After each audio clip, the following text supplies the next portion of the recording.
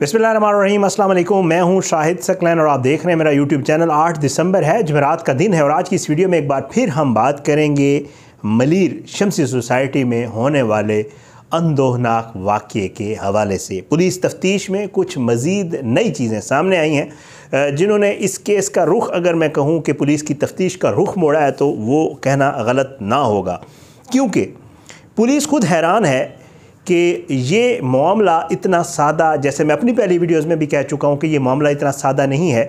Police खुद ये हैरान है, इन्वेस्टिगेट जो लोग कर रहे हैं जिनसे हमारी बात हुई है, वो ये समझते हैं कि कैसे हो सकता है कि एक शख्स जिसकी शादी को 18 साल का अरसा हो गया हो, जो अपनी बीवी बच्चों के साथ एक बहुत अच्छी जगह पे रहता हो, जो अपने घर का किराया बाकायदगी से हर महीने की पहली 5 दिनों में अदा करता हो, वो किस तरह अपनी बीवी और 3 बेटियों को इस बेदर्दी से कत्ल कर सकता है, और वो भी महज इस वजह से कि उसको कोई माली परेशानी है, उसको इन्वेस्टर्स तंग कर रहे हैं।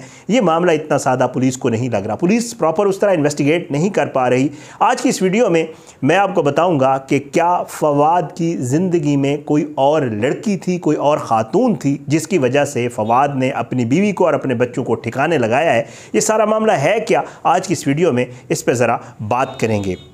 आपको पता है, थोड़ी सी डिटेल मैं आज आपको फवाद की फ़ैमिली के हवाले से बताऊंगा। जो मुझे पता चली है वो ये है कि फवाद की शादी तकरीबन 18 साल कबल जो है हुई थी। फवाद ये शादी नहीं करना चाहता था, फवाद की ये अरेंज मैरिज थी। वालिदा के दबाव के ऊपर फवाद ने ये शादी की थी। जो तफसीलात पुलिस को पता चली और जो हमें ज़राए से फिर बाद में पता चली हैं, उसमें यह है कि फवाद जो है वो किसी और जगह शादी करना चाहता था।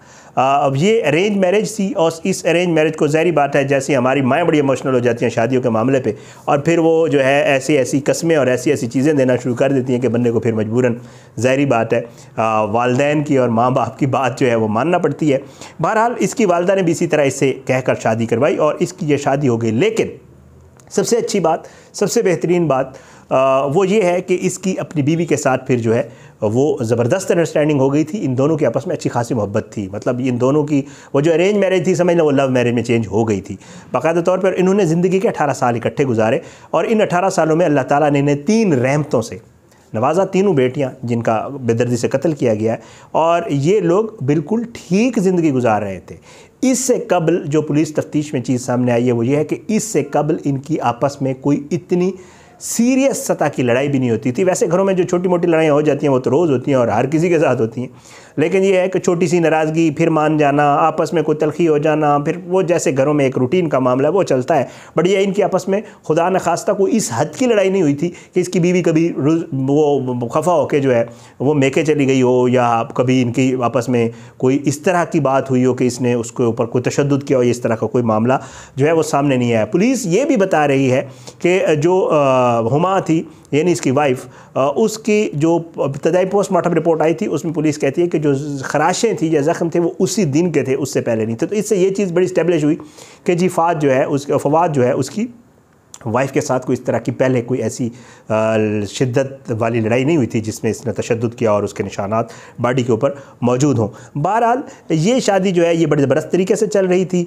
जो चीज़ और पुलिस को पता चली है वो ये है कि ये एक तालीम याफ्ता शख्स है, ये कोई आम वो नहीं था। मैंने इसकी कुछ और डिटेल्स ली हैं, इसने जॉब कहाँ की, क्या कुछ करता रहा, अब क्या है, वो सारे जो है वो मैं इंशाल्लाह अगली किसी वीडियो में आपके सामने रखूँगा। लेकिन पुलिस ये कहती है कि ये बड़ा तालीम याफ्ता शख्स है और जो है इसने घर वालों की ज़िद पर ये सारी शादी की थी। इनके बड़े अच्छे ताल्लुकात थे, ये आपस में खुश रहते थे और इनमें आपस में कोई इस तरह का मसला नहीं हुआ था। अब इस वाक़े से एक दिन कबल जो है वो ये मामला हुआ कि इनके आपस में तलखी हुई, और तलखी जो है वो भी पुलिस कहती है कि वो भी लगता नहीं है कि वो महज, ज़ाहिर बात है, इन्वेस्टर्स वाला मामला, पैसे इन्वेस्ट किए हुए थे। अब ये मैंने डिटेल नहीं है कितने पैसे थे, किस किस इन्वेस्टर के थे और कहाँ का इन्वेस्ट हुए थे, वो डिटेल भी मेरे पास इंशाल्लाह अगली वीडियो में आपके सामने रखूँगा।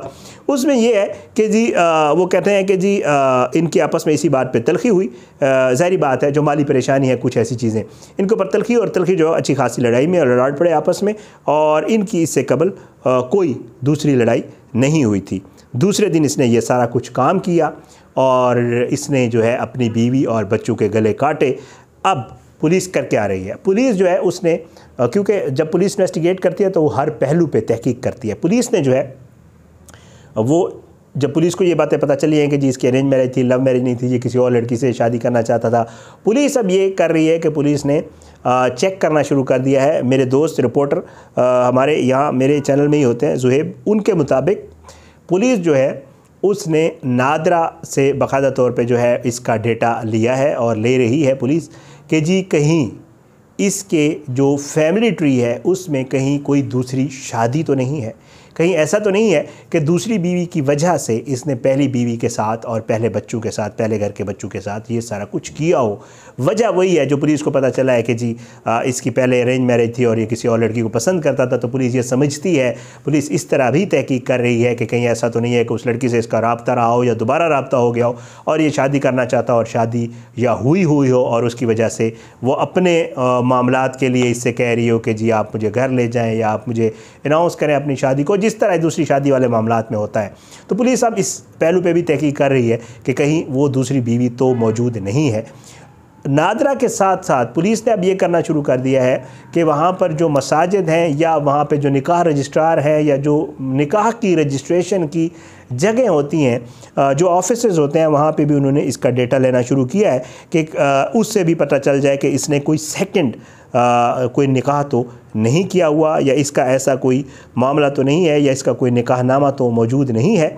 ये सारा मामला जो है पुलिस पता कर रही है। अब ये जो हुमा थी ये इसकी फैमिली में से नहीं थी, ये इसकी बिल्कुल रिश्तेदार नहीं थी, ये गैर, जैसे होता है एक अरेंज मैरिज होती है किसी के साथ भी, अल्लाह ताला ने जिसके साथ नसीब लिखा होता है, ज़ाहिर है बड़ी दूर दूर से लोगों की शादियाँ होती हैं, तो इसकी वो वाली भी कोई सीन नहीं था, इसकी ये टोटल अरेंज मैरिज थी और आउट ऑफ फैमिली थी, तो ये वाला मामला भी था। अच्छा, उसके अलावा जी पुलिस जो है इसको, इस मामले को इस तरफ भी जाकर देख रही है कि इस सारे मामले में किसी तीसरे शख्स का हाथ तो नहीं है। मैं देख रहा था कुछ तफसील मज़ीद लिखी हुई थी, मैंने कहा उसमें से कुछ रह ना जाए जो आपके साथ शेयर करूं। अच्छा, पुलिस जो है वो ये देख रही है कि जी इसमें किसी तीसरे शख्स का मामला तो नहीं है। अच्छा, अब पुलिस ने जितना चेक किया है, क्योंकि आपको पता है इन्वेस्टर्स की एक लिस्ट आई है कि ये इन्वेस्टर्स हैं। अच्छा, उन इन्वेस्टर्स से हवाले से जितना भी चेक किया जा रहा है उसमें पुलिस को बिल्कुल भी ये नहीं लगता, एक इसका लिविंग स्टैंडर्ड देख के, एक इसका जो यहाँ ये रहता था और दूसरा इसकी जॉब और वो सारे मामला देख के पुलिस को ये बिल्कुल भी नहीं लगता कि ये महज इन्वेस्टर्स जो है उन्होंने इसको इस हद तक परेशान किया या वो चीज़ें सामने आएँ कि जी इन्वेस्टर्स ने इसको बहुत ही ज़्यादा कोई प्रेशराइज़ किया हो या बहुत चीज़ें कोई सामने आई हों, उन्हें कोई थ्रेट किया हो या ऐसी कोई चीज़ हो जिसकी वजह से इसने ये घिनौना या इसने ये जो दरिंदगी वाला फ़ेल किया है वो इसकी वजह बना हो। तो पुलिस को उसमें ऐसी कोई चीज़ फ़िलहाल अब तक की तहकीक के मुताबिक नज़र नहीं आई है। अच्छा, पुलिस को मैं आपको जैसे पहले बहुत सारी वीडियोज़ में बता चुका हूँ, इस हवाले से जितनी भी कर रहा हूँ, पुलिस को इन्वेस्टिगेशन में मुश्किल इसलिए आ रही है, ज़ाहिर है ये हॉस्पिटलाइज़ है और ये कोई बात नहीं कर रहा, ये टाइप करके बता रहा है। तो टाइप करके बताने से जो कुछ पता चलता है पुलिस उसके ऊपर रिलाई करने के साथ साथ अपनी तहकीक को मुख्तलिफ़ ज़ावियों से, तफ्तीश को मुख्तलिफ़ ज़ावियों से कर रही है। अब इसमें जो है अभी तक के जो मामलात हैं वो यहाँ तक पहुँचे हैं।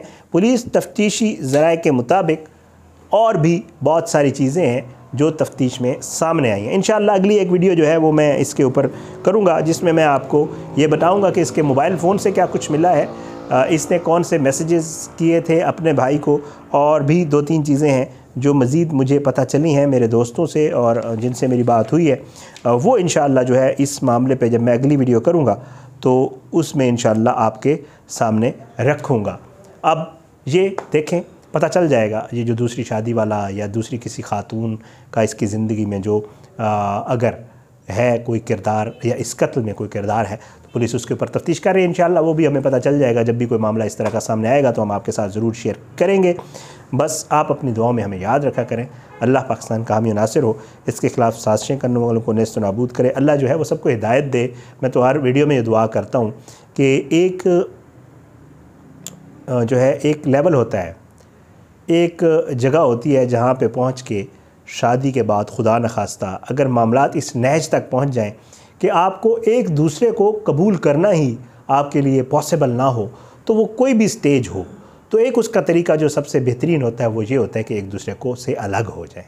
वो सबसे मतलब जब आपको लग रहा हो कि यार मेरा कोई मतलब इसके अलावा कोई चारा ही नहीं है, तो मेरा ख़्याल से इस तरह के दरिंदगी के तशद्दुद, मारना, ये करना उससे बेहतर होता है कि बंदा जो है वो अलग हो जाए। वो सबसे बेस्ट होता है बच्चों के लिए भी और सब लोगों के लिए। अल्लाह ताला जो है वो तमाम जोड़े सलामत रखे, अल्लाह सबकी शादियाँ और सब कुछ जो है वो कायम रखे। और अल्लाह जो है जो एक बहुत ही नापसंदीदा अमल है इस्लाम में भी, हमारे दीन में भी, वो तलाक़ का है या इस तरह के मामला जो है, अल्लाह उनसे सबको महफूज रखे। इंशाअल्लाह अगली वीडियो में मुलाकात होगी इस टॉपिक के साथ या किसी और टॉपिक्स के साथ। मुझे इजाज़त दें। पाकिस्तान जिंदाबाद। अल्लाह हाफ़िज़।